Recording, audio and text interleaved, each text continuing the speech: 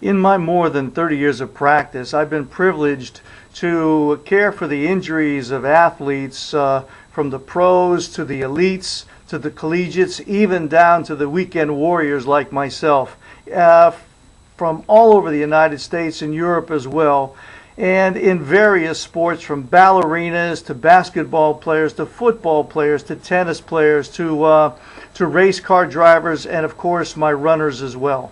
Hello, my name is Dr. Robert Bartosh of Proactive Wellness and Injury Center, and invariably through the years, most of the athletes have told me over and over again, they've said, "Doc, you got to tell people what you can do, because if it hadn't have been for so-and-so, I might never have come to you and never known that you'd been able to help me."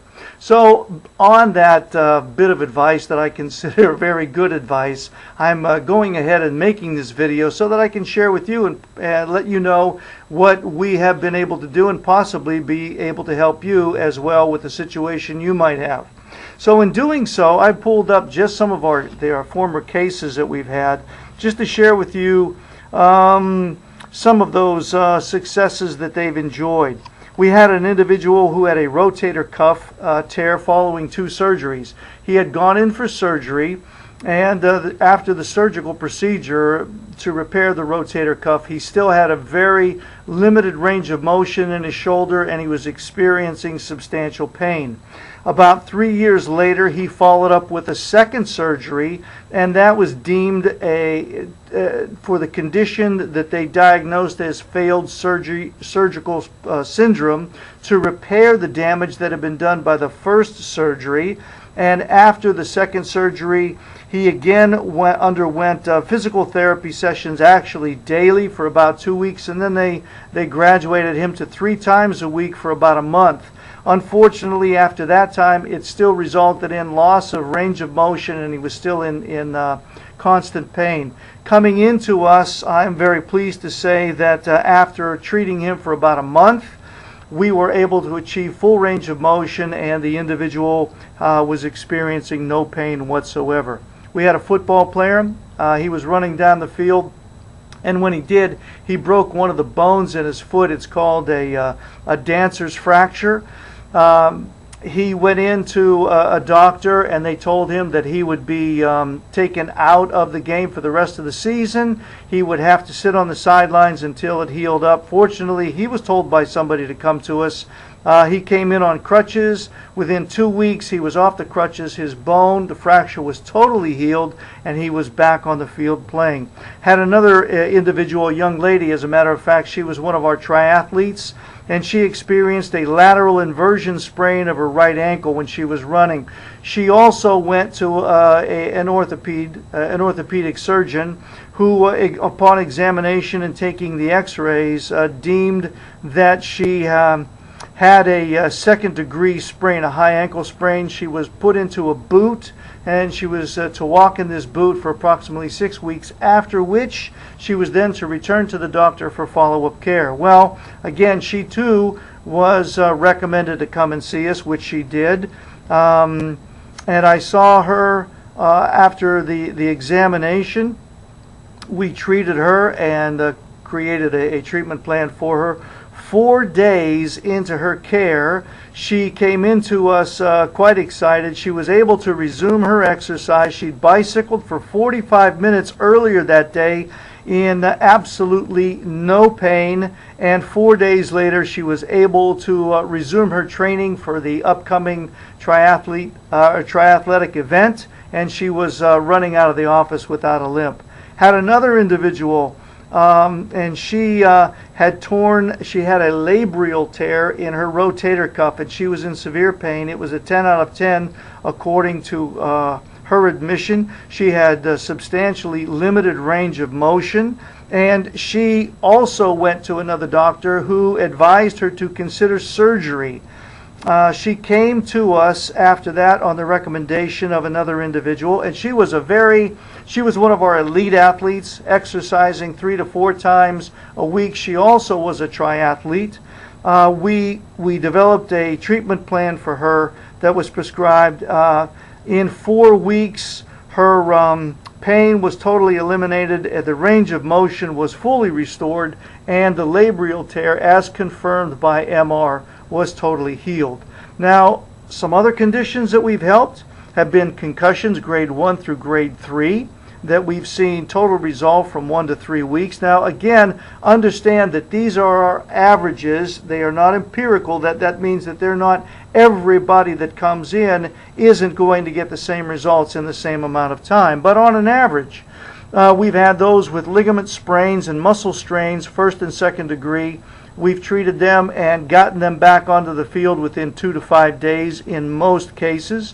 Tendinitis, whether it be inflammatory or degenerative, we've had them resolved within 1 to 3 weeks in most cases. Cartilaginous tears. Now you have to understand, surgery can be and should be totally avoided. Surgery should also always be considered as a last resort, especially as an athlete, because as I've told all of my athletes, this body that you occupy is the most important piece of equipment that you have, and it cannot be replaced. So what you've got to do is to take the best possible care of it that you are able to do. So again, because of some of the results of failed surgeries, you always want to consider it last. Anyway, getting back to this, as I was saying, with the meniscus tears and labrum tears in the shoulders, anywhere from 4 to 6 weeks typically. Even those post-surgical recoveries where they have surgically repaired the meniscus or the labrum and they're still experiencing a continuation of the pain and a reduction in the function, we've helped them to overcome it within about a 2 to 4 week period. Ligaments and tendinous tears, primarily the Achilles and those in the rotator cuff or the ACL, especially in young ladies, anywhere from 2 to 3 weeks. And getting into other tears, more substantial, of the same areas, Achilles and rotator cuffs, in about a 4 to 6 week period, getting them back onto the field so that they can return to their game.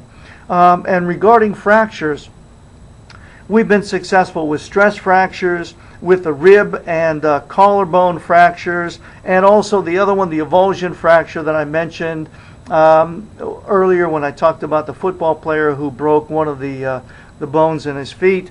Anywhere from 2 to about 4 weeks. We had one professional hockey player who came to us. He had fractured both bones above the wrist, the radius and the ulna. He was supposedly going to be written off for the rest of the season. We had him back on the ice in a 3-week period. Also, runner's knees, and of course shin splints, and the plantar fasciitis or fasciitis, however you'd like to pronounce it. Look, we can help that. We can help these conditions, and we did in those conditions with the plantar fasciitis, runner's knee, shin splints, usually in about a 1 to 4 week period.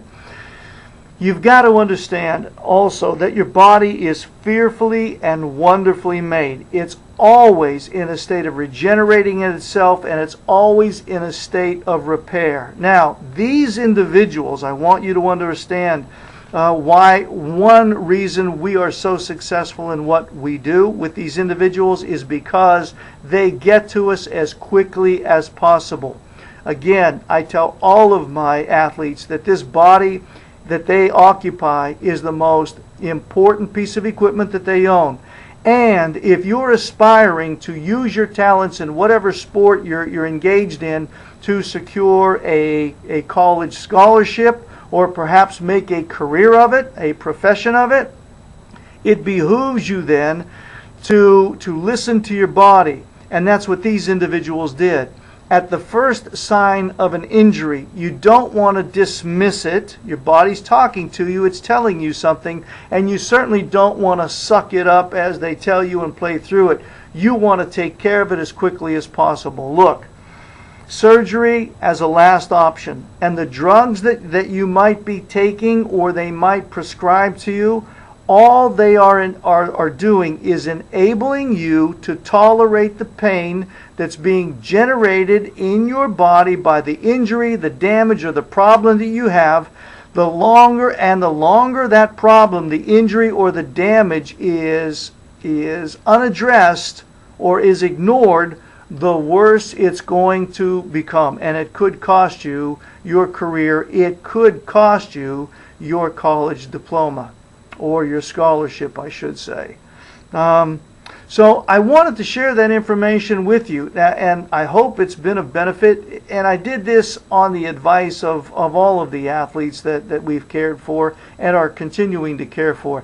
If you'd like additional information, we invite you to visit one of our websites that we have specifically dedicated to our athletes, is prosportsdoc.com, or you can visit pro followed by a hyphen activewellness.com. And on those you'll see other videos, testimonials of athletes of other conditions that we were able and successfully able to care for in their situation.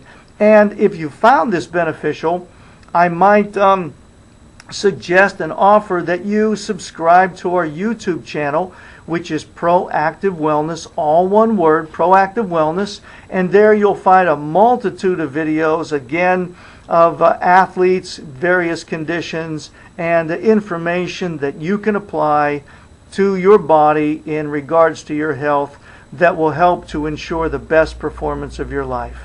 And look, if you're in a situation and you want some help, and you've been told that surgery is the only option, or you've got to suck it up and learn to live with it, or whatever it might be, and you're concerned about it, please don't hesitate to contact us. I want to thank you for viewing this video, and until the next one, and as always, God bless.